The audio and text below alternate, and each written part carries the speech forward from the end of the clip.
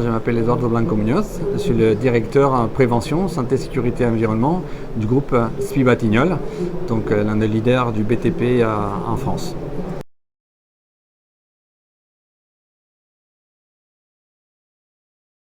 Effectivement, avec le CNPP, j'ai eu l'occasion de publier un ouvrage qui est paru dans leur collection Management des risques et qui s'intitule Facteurs humains et culture sécurité. Et l'idée, c'est de pouvoir faire la jonction entre ce qui est essentiellement individuel et ensuite le collectif, l'organisation de l'entreprise dans laquelle on travaille et dans laquelle on va acquérir un certain nombre de pratiques de travail. On va développer un certain nombre d'habitudes, on va faire un certain nombre de choses, de comportements qui vont aller soit vers le risque, soit vers la sécurité. Donc voilà, quelque chose qui est à la base essentiellement individuel devient un acte collectif qui se déroule au sein d'un groupe dont on va s'imprégner de la culture et donc on s'intéresse à cette culture, quels sont les ingrédients de cette culture et comment chacun se les approprie. Donc on a beaucoup parlé par exemple de la notion de valeur, qu'est-ce qui est important pour nous, qui oriente donc nos attitudes au quotidien et donc nos comportements.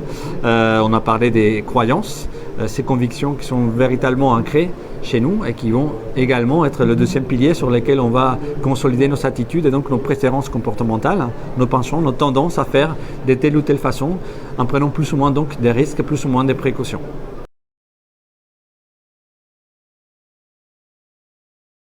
Donc effectivement, on peut imaginer une culture de la prévention, on peut imaginer qu'effectivement les gens devraient être plus ou moins imprégnés de certaines convictions et partager certaines valeurs, la valeur de la sécurité, ça va de soi, n'est-ce pas?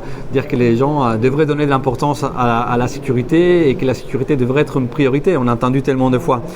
C'est un peu plus compliqué que ça, la sécurité ne peut pas être juste résumée à des slogans, à de la com, à des affichettes, à des posters. Donc voilà, il faut sortir un peu de cette logique, d'essayer de convaincre les gens avec des messages plus ou moins bateaux, si vous me le permettez, et vraiment essayer de faire cristalliser sous forme des pratiques, des managements et des techniques de travail, mais vraiment très concrètes, qu'est-ce qu'on entend par sécurité. Et donc il faut les personnifier au quotidien, et c'est le rôle du leader dont je parle dans cet ouvrage, comment ce leader peut s'y prendre pour effectivement entraîner les gens dans ce voyage et donc faire que tout un tas de personnes deviennent un collectif plus ou moins aligné, ça ne sera jamais parfaitement, mais plus ou moins aligné par rapport à un certain nombre de pratiques et les valeurs et les croyances sous-jacentes.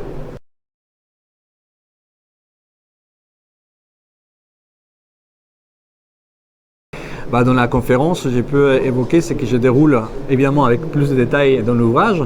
Ce sont des boîtes à outils que le leader peut vraiment mettre en exergue pour démontrer au quotidien quelle est l'importance qu'il donne à la prévention, à la sécurité et quelles sont donc les valeurs qui sont associées, souvent de façon inextricable, et les croyances aussi qui se tendent ces valeurs de la sécurité et les valeurs associées. Donc voilà, la boîte à outils, elle existe, il y a une quinzaine d'outils.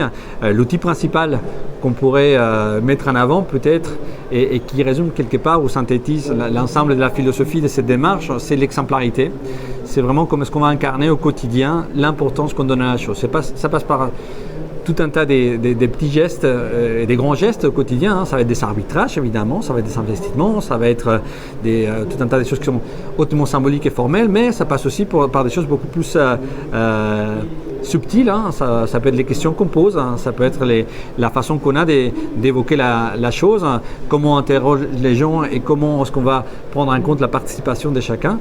Voilà, c'est tout un tas de petites choses qui vont faire que les gens autour de nous, ils vont vraiment percevoir l'importance qu'on donne à la chose. Encore une fois, c'est un outil qui semble comme ça, vu de loin, assez immatériel et très générique. Ensuite, il s'agit de décliner ce focus systématique et quotidien d'une façon tangible avec des outils qui sont visibles pour chacun et qui font que les gens, effectivement, petit à petit, s'approprient ces valeurs et ces croyances qui vont, à leur tour, influencer leur comportement au quotidien.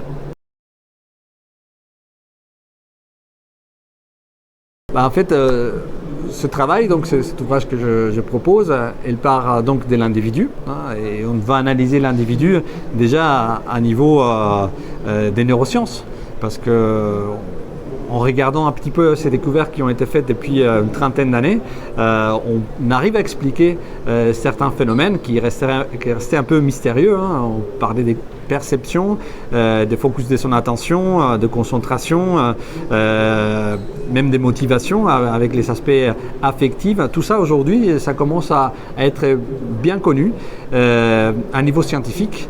Peut-être malheureusement méconnu à niveau de l'entreprise. Donc voilà, on commence ce voyage avec cette compréhension un peu plus intime de qu'est-ce que c'est que l'humain et comment est-ce que ça fonctionne, pour ensuite aller vers la logique, qui est la logique qu'on déploie au quotidien, qu'on soit travailleur en première ligne, manager ou décideur, parce qu'il y a tout un tas de biais cognitifs qui vont nous affecter. Ce que j'appelais tout à l'heure des croyances et des valeurs vont nous influencer au quotidien. Donc il faut savoir comment est-ce que ça peut nous affecter. Et ensuite, on fait donc ce parallèle à niveau organisationnel. Donc ce qu'on a évoqué à niveau de l'individu, on essaie de transposer à niveau d'une culture, comment ces éléments, ces ingrédients vont être partagés donc au sein d'un collectif, et comment on peut efficacement les orienter en s'appuyant, encore une fois, sur des pratiques très concrètes qui sont en même temps pragmatique et symbolique.